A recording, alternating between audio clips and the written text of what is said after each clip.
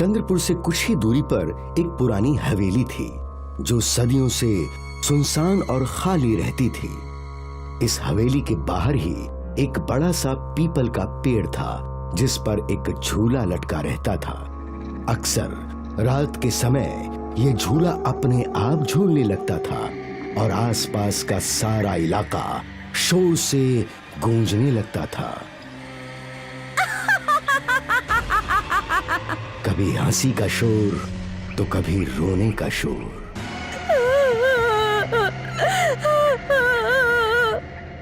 लोग इस हवेली के आसपास भी भटकने से डरा करते थे। एक रात की बात है, रणबीर अपनी पत्नी शिखा और बेटी प्रीति के साथ कहीं जा रहा था। काफी देर हो गई ना, अब तक हमें पहुंच जाना चाहिए था। हाँ, शायद हम रास्ता भटक गए हैं। पापा, मुझे डर लग रहा है। ये जंगल है, यहाँ जंगली जानवर भी होंगे ही। कहीं किसी जंगली जानवर ने हम पर हमला किया तो? अरे बेटा, ऐसा थोड़ी ना होगा। ये जंगल नहीं है, गांव है। आसपास कोई ना कोई जरूर रहता होगा। उन लोगों की कार कुछ ही दूर चली और अचानक रुक गई। क्या हुआ? पता नहीं, गाड़ी अचानक रुक गई। रणबीर ने गाड़ी शुरू करने की कोशिश की पर गाड़ी शुरू ही नहीं हो रही थी। तभी शिखा का ध्यान हवेली पर गया। देखो, यहाँ कोई पुरानी हवेली है। हाँ, हो सकता है वहाँ कोई हो सकता है। चलो देखते हैं। तीनों गाड़ी से उतरकर हवेली की ओर चलने लगे। इस हवेली को देखकर लगता है कि सदियों से कोई यहाँ आया तक नहीं होगा। ऐसा नहीं होगा, हवेली बहुत बड़ी है, कोई ना कोई जरूर होगा। रणबीर ने हवेली का दरवाजा खटखटाया। कोई है? कोई है? और तभी एक बूढ़ी औरत एक हाथ में लाठी और एक हाथ में लालटेन लेकर उनके सामने आई। कौन हो तुम? माँ जी, मैं रणबीर हूँ। ये मेरी पत्नी शिखा और ये मेरी बेटी प्रीति है। हमारी कार यहीं सामने बंद पड़ गई। रात भी काफी हो गई है। क्या हम यहाँ सुबह तक रह सकते हैं क्या? रह तो सकते हो, पर ये हवेली सदियों से बंद है। अंदर सब कुछ टूटा फूटा है। कोई बात नहीं, हमें सिर्फ सर पे छत मिल जाए, यही काफी है। ठीक है। उस बूढ़ी औरत ने हवेली का दरवाजा खोला और फिर सभी लोग अंदर गए। आज रात तुम लोग यहीं हॉल में सो जाना। जी। बूढ़ी औरत वो लालटेन वहीं रखकर चली गई। उसके जाने के बाद शिखा और रणबीर बातें करने लगे। कितनी अजीब औरत थी। हाँ, पर एटलीस्ट समय पे हमें रहने के लिए छत तो मिल गई, वरना इतनी रात को इस सुनसान इलाके में हम कहाँ भटकते। वो भी है। प्रीति, बेटा तुम इस सोफे पे सो जाओ, आप उस पर सो जाइए, मैं यहीं सोती हूँ। ठीक है। रात काफी हो चुकी थी, इसलिए तीनों को जल्द ही नींद आ गई, गहरी नींद। आधी रात को शिखा की आंख खुली तो उसने देखा कि उनकी बेटी प्रीति वहां नहीं थी। प्रीति! प्रीति! शिखा के चिल्लाने से रणबीर भी उठ गया। क्या हुआ? प्रीति यहाँ नहीं है। यही कहीं होगी। इतनी रात को कहाँ जा सकती है? रणबीर और शिखा प्रीति की खोज में जुट गए। वो लालटेन लेकर हवेली के अंदर उसे ढूंढने लगे। प्रीति! प्रीति! प्रीति! शिखा और रणबीर हवेली के हर कमरे में गए पर प्रीति कहीं नहीं मिली। प्रीति कहाँ चली गई? तभी रणबीर का ध्यान खिड़की के बाहर गया। शिखा, वहाँ देखो। प्रीति! प्रीति पीपल के पेड़ के झूले पर बैठी थी। शिखा और रणबीर दौड़कर हवेली के बाहर आए। उन दोनों ने देखा कि प्रीति किसी से बात कर रही थी, लेकिन वहाँ कोई नहीं था। प्रीति, तुम यहाँ क्या कर रही हो? मम्मी, ये आंटी मुझे यहाँ ले आई। कौन सी आंटी? वहाँ कोई नहीं है। जब शिखा और रणबीर प्रीति के पास पहुँचे तो वो अचानक हवा में उड़ने लगी। मम्मी, मम्मी, प्रीति! रणबीर और शिखा की आंखों के सामने उनकी बेटी उड़ते हुए उनसे दूर जा रही थी। रणबीर और शिखा बेटी को पकड़ने की कोशिश कर रहे थे। अचानक प्रीति पीपल के पेड़ की ओर गई और उस पीपल के पेड़ ने प्रीति को निगल लिया। प्रीति! रणबीर! मेरी प्रीति कहाँ गई?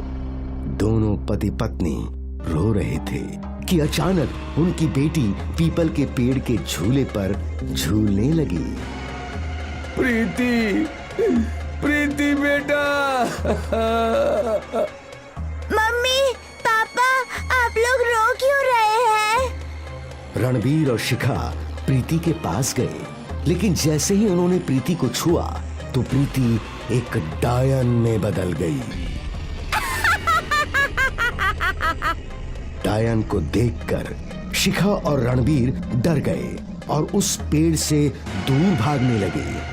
वो दोनों भागते भागते हवेली के अंदर चले गए। वो डायन भी उनके पीछे पीछे हवेली के अंदर आ गई और डायन के हवेली में अंदर कदम रखते ही खंडहर सी हवेली नई नवेली हवेली में बदल गई।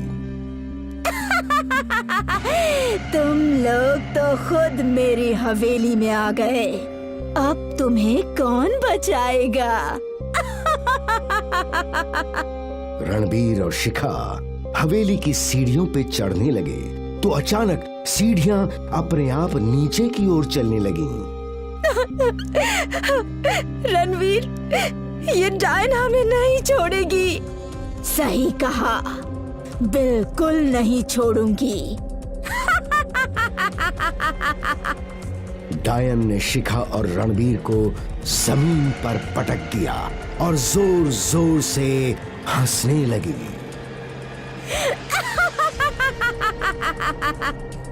डायन 1 से 2, 2 से 4, 4 से ढेर सारी हो गईं। सारी डायने एक साथ जोर जोर से हंस रही थी। शिखा और रणबीर डर के मारे कांप रहे थे। डायन ने रणबीर पर हमला किया। रणबीर ने डायन के बाल पकड़ लिए। शिखा, तुम भागो। तुम भी साथ चलो। नहीं शिखा, भागो यहाँ से। रणबीर डायन के बाल खींचने लगा। छोड़ दे मेरे बाल, मैं तुझे मार डालूंगी। भले ही तू मुझे मार दे, पर मैं भी तेरा अंत कर दूंगा। डायन गुस्से में रणबीर को दीवारों पर पटकने लगी। रणबीर ने डायन के बालों को पूरी ताकत से पकड़ रखा था। छोड़ मुझे। नहीं छोड़ूंगा। डायन रणबीर को यहाँ वहाँ पटक रही थी और फिर जब रणबीर जमीन पर गिरा तो उसके हाथ लालटेन लग गई। उसने तुरंत लालटेन का कांच तोड़कर आग डायन के बालों में लगा दी। डायन जलने लगी और साथ ही पूरी हवेली भी जलने लगी। रणबीर जैसे तैसे हवेली से बाहर निकला। शिखा रो रही थी। रणबीर को जिंदा देख उसके चेहरे पर मुस्कान आ गई। रणबीर! दोनों जिंदा तो थे, पर अब भी उनकी आंखों में आंसू थे। मेरी प्रीति! शिखा रणबीर के गले लगकर रो रही थी कि प्रीति पीपल के पेड़ की ओर से दौड़ती हुई उनके पास आई। मम्मी! मम्मी! प्रीति तू ठीक है? प्रीति जिंदा है। शिखा ने दौड़कर अपनी बेटी को गले लगाया, उसका माथा चूमा। भगवान का लाख लाख शुक्र है कि तुम बच गई। पर कैसे? माँ, वो पेड़ मुझे दबा रहा था, मेरी सांस फूलने लगी थी, लेकिन फिर अचानक वो पेड़ जलने लगा और मैं छूट गई। रणबीर, शिखा और प्रीति तीनों बच गए। रणवीर ने बड़ी बहादुरी से डायन का सामना किया। डायन की जान उसके बालों में होती है और इसीलिए उसके बाल जलते ही उसकी सारी शक्तियां खत्म हो गईं और वो भस्म हो गई। रात के 11 बज रहे थे। वो 31 दिसंबर की रात थी। अशोक अपने कमरे में बैठकर अपने दोस्तों के फोन का इंतजार कर रहा था, क्योंकि उसे अपने दोस्तों के साथ न्यू ईयर पार्टी में जाना था। अचानक अशोक के मोबाइल की घंटी बज उठी।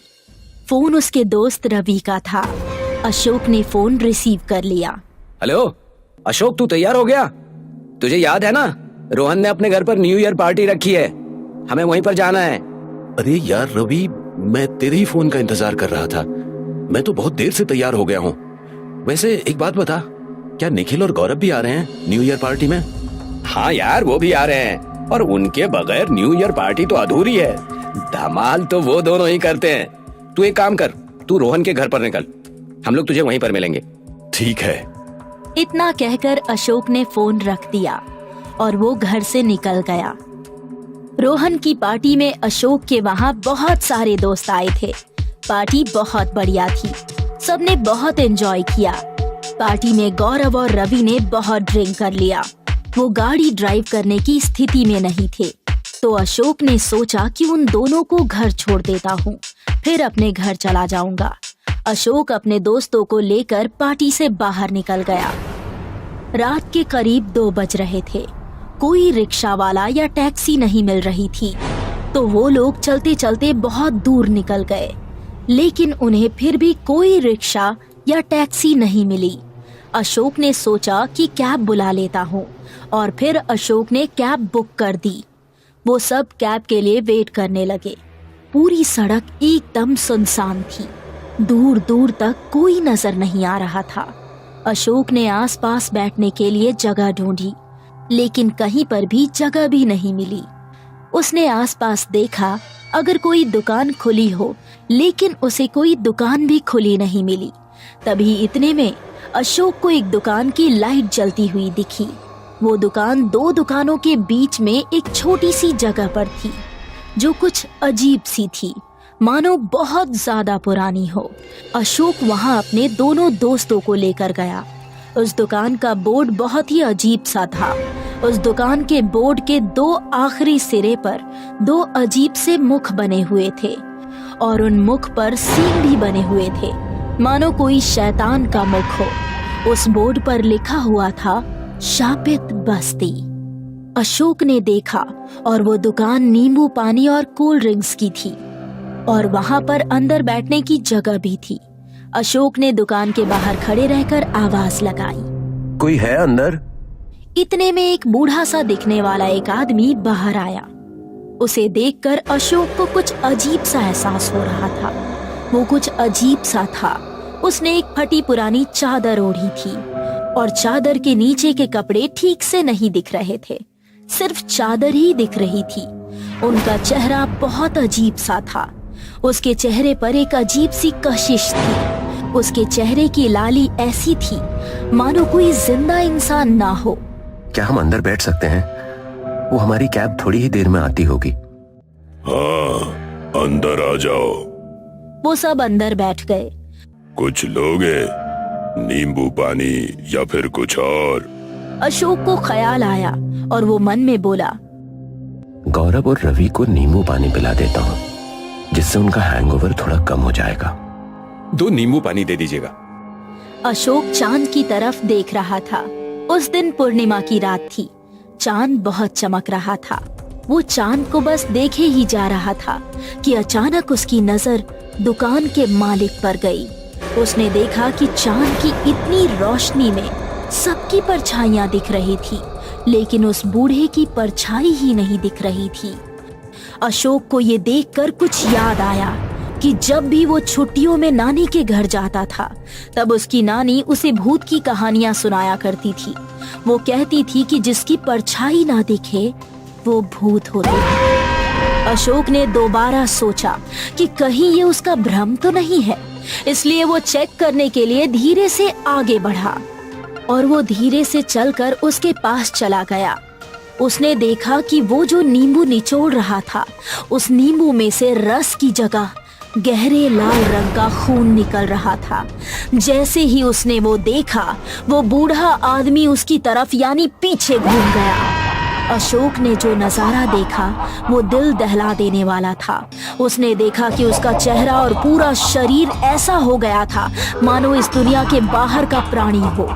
उसके चेहरे पर से आंखें और नाक गायब हो गए थे और उसके कान बहुत ही बड़े हो गए थे और उसकी वो अजीब सी हंसी बहुत डरावनी थी। उसके वो नुकीले दांत, जिसमें दांत टेढ़े मेढ़े और छोटे बड़े थे, ये देखकर अशोक बहुत डर गया। उसके दोस्तों को कुछ पता नहीं था कि यहाँ क्या हो रहा है, क्योंकि वो सब शराब के नशे में थे। वो दोस्तों के पास गया। वो अपने दोस्तों को वहाँ से उठा ही रहा था कि इतने में ही वो अजीब सा प्राणी पास आ गया। अशोक ने बहुत कोशिश की कि वो दोस्तों को लेकर भाग जाए, लेकिन वो शराब के नशे में थे, इसलिए वो उन्हें बचाकर भाग नहीं सका। अशोक वहाँ से तेजी से भागा और वो दुकान के बाहर भाग ही रहा था कि इसी बीच आए पत्थर की वजह से गिर गया। उसने जमीन पर गिरी हुई हालत में देखा तो वो अजीब सा प्राणी उसके एकदम पीछे खड़ा था। ठंड में उसके पसीने छूट रहे थे और उसने डरी और सहमी आवाज में पूछा, क्या बिगाड़ा है हमने तुम्हारा? क्यों हमें मारना चाहते हो? इस जगह को गौर से देखो। क्या यहाँ पर तुम्हें दूर दूर तक इंसान नजर आते हैं? बेवकूफ आदमी, शहर से निकलकर तू मौत की बस्ती में आ गया है।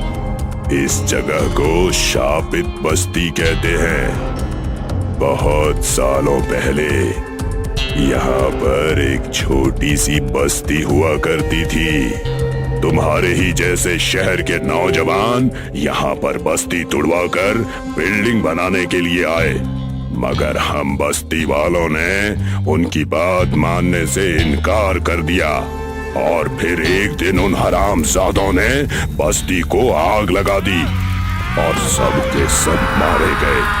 तब से हम सब की आत्माएं इसी जगह पर रहती हैं और ये पूरा इलाका हमारा है और हमारा ही रहेगा।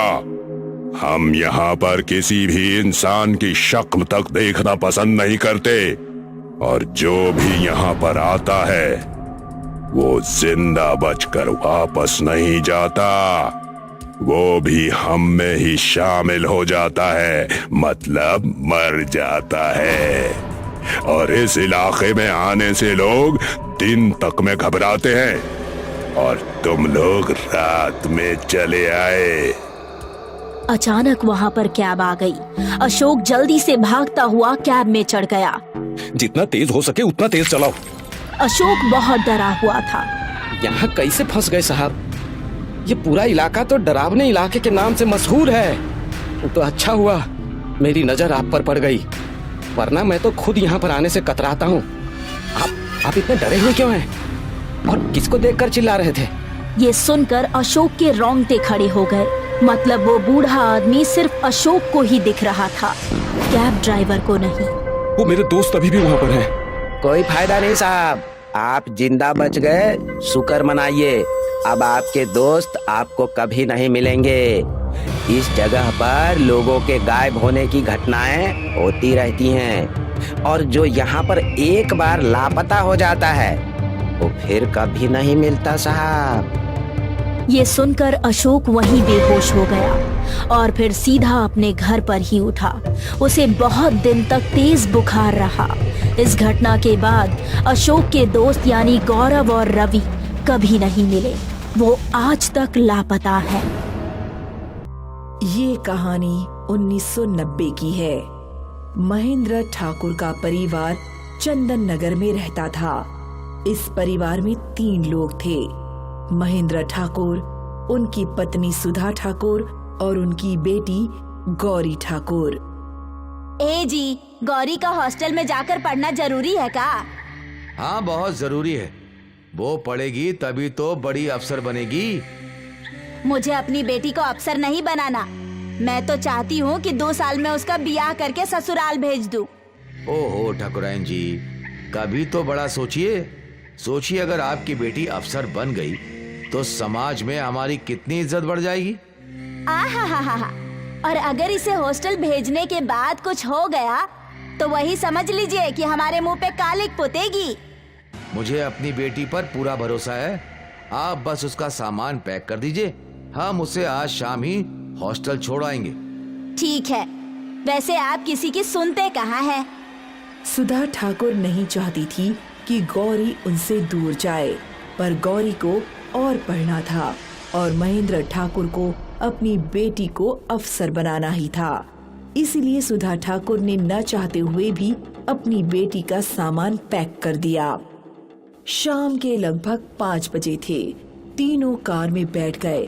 कार कुछ ही दूर पर पहुंची थी कि अचानक कार बंद पड़ गई। क्या हुआ पापा? लगता है कार का टायर पंचर हो गया है, मैं देखता हूँ। महेंद्र ठाकुर ने देखा तो कार के सारे टायर्स एक साथ पंक्चर हो गए थे। अरे बाप रे, सारे टायर पंचर हैं। सुधा, तुम दोनों गाड़ी के अंदर ही बैठो, मैं पंचर बनाने वाले को लेकर आता हूँ। जल्दी आना पापा। हाँ बेटा, अभी गया अभी आया। महेंद्र ठाकुर दोनों को अकेले छोड़कर चला गया। काफी समय बीत गया। अब सूरज ढलने लगा था। गौरी को डर लग रहा था। माँ, पापा अभी तक नहीं आए। बेटा आ जाएंगे, वो टायर वाला दूर होगा, उसे लाने में समय लगेगा ना। पर माँ, अब अंधेरा हो रहा है, एक तो यहाँ लाइट भी नहीं है। तो क्या हुआ, मैं हूँ ना तेरे साथ, तू चिंता मत कर बेटा, मैं यहीं हूँ। सुधा ने गौरी को तसल्ली दी। सूरज ढल गया और आसपास अंधेरा हो गया। सुधा और गौरी अब भी कार में ही थीं। अचानक कार की खिड़की पे एक कुबड़ा तांत्रिक आ गया। यही है वो। माँ! गौरी ने डर के मारे अपनी माँ को गले लगा लिया। निकल यहाँ से। सुधा ने कार का कांच बंद कर लिया। बेटा घबरा मत, वो कोई पागल है। माँ! गौरी डर के मारे अपनी माँ से लिपटी हुई थी और कुबड़ा तांत्रिक गाड़ी के बाहर नाच रहा था। मिल गई, मुझे वो मिल गई, तुझे जिसकी तलाश थी मुझे वो मिल गई। कुबड़ा तांत्रिक गोल गोल घूमता रहा और अचानक वो गाड़ी के कांच के नजदीक आया। गौरी ने अपनी आंखें खोलकर उसे देखा और तांत्रिक ने अपने पास की एक बोतल खोल दी। उस बोतल के अंदर से धुआं निकला जो कार के कांच के कोनों से अंदर गया। वो धुआं गौरी के भीतर चला गया और गौरी एकदम शांत हो गई। उसने अपनी माँ को छोड़ दिया। क्या हुआ बेटा? कुछ नहीं, ठीक है। तेरा काम हो गया, मैंने तुझे आजाद कर दिया तारिका, मैंने तुझे आजाद कर दिया। अब तू जो चाहे वो कर सकती है। कुबड़ा तांत्रिक नाचते नाचते वहाँ से चला गया। कुछ देर बाद महेंद्र ठाकुर पंक्चर वाले के साथ वहाँ पहुँचा। काफी देर हो गई आपको? हाँ, 4 किलोमीटर चलकर जाना पड़ा। पंक्चर वाले ने एक एक करके सारे टायर के पंक्चर बना दिए और वहाँ से चला गया। फिर महेंद्र ठाकुर कार के अंदर आकर बैठा। क्या हुआ, गौरी सो गई क्या? हाँ लगता है, कुछ देर से बोल नहीं रही। गौरी, बेटा गौरी, उठ जा, चल हमें तेरे हॉस्टल जाना है। गौरी ने तुरंत अपनी आंखें खोली। मुझे हॉस्टल नहीं, घर जाना है। अरे ये क्या बात हुई? सुबह तक तो तू ही हॉस्टल जाने की जिद लगाई बैठी थी। मैंने कहा ना, मुझे घर जाना है। पहली बार मेरी बेटी मेरे मन का बोल रही है। आप क्यों बहस कर रहे हैं? घर चलिए। ठीक है, कल देखते हैं, शायद गौरी का मन बदल जाए। महेंद्र ठाकुर ने गाड़ी घुमा ली और वो लोग वापस अपने घर लौट आए। घर लौटते ही गौरी कार से उतरकर अपने कमरे में चली गई। इसे क्या हुआ? पता नहीं। हाँ, पर आप जब आए थे तब वहाँ एक पागल आया था। वो पागल गौरी को घूर घूर के देख रहा था और बोल रहा था कि यही है वो, और उसने किसी का नाम लिया था। मैंने तुझे आजाद कर दिया तारिका। क्या? तारिका? तांत्रिक का नाम सुनते ही महेंद्र ठाकुर के पसीने छूटने लगे। और क्या हुआ? बस यही, तब से गौरी शांत हो गई और वो पागल वहाँ से चला गया। ठीक है सुधा, कल सुबह हमें पहाड़ी वाले मंदिर जाना होगा। पर अचानक? हाँ, जरूरी काम है। उसी रात सुधा सो गई, पर महेंद्र को नींद नहीं आ रही थी। क्या तारिका लौट आई? उसे किसने आजाद किया होगा? वो ये सब सोच ही रहा था कि गौरी उसके सामने खड़ी हो गई। गौरी महेंद्र ठाकुर को घूरे जा रही थी। क्या हुआ बेटा, तुम्हें नींद नहीं आ रही क्या? बहुत प्यार करता है ना तू इससे? कौन हो तुम? मुझे भूल गया? मैं तारिका हूँ, तारिका। सुधा की नींद खुली और गौरी का ये रूप देखकर वो सहम गई। तारिका, मेरी बेटी ने तुम्हारा क्या बिगाड़ा है? उस मासूम को छोड़ दो। नहीं छोड़ूंगी, बिल्कुल नहीं छोड़ूंगी, किसी को नहीं छोड़ूंगी। गौरी ने सुधा के बाल पकड़कर खींचे। गौरी बेटा! गौरी नहीं, तारिका हूँ मैं, तारिका। गौरी ने सुधा को दीवार पर पटक दिया और सुधा के सिर से खून टपकने लगा। और फिर गौरी ने महेंद्र ठाकुर की गर्दन दबोच ली। उस दिन मैं भी सामने गिड़गिड़ा रही थी कि मुझे छोड़ दे। तूने मुझे नहीं छोड़ा और मुझे जला दिया। वो इसलिए कि तूने भोले भाले नौजवानों को अपने हुस्न के जाल में फंसाकर उनकी जान ली है। और कर भी क्या सकती हूँ मैं? मोहिनी हूँ मैं, मोहिनी। मोहिनियाँ अपना शिकार ऐसे ही करती है। उस भगवान ने हमें ऐसे ही बनाया है, लेकिन तूने मुझे जला दिया। अब मैं अपना बदला लेकर रहूंगी। गौरी ने महेंद्र ठाकुर की गर्दन छोड़ दी। वो नीचे गिरा। गौरी हंसती रही और पूरे घर में आग लगने लगी।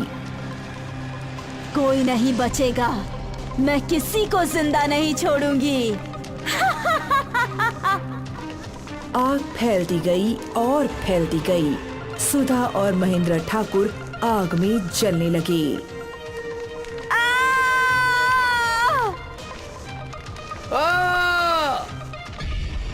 और फिर गौरी के तन के कपड़े बदल गए।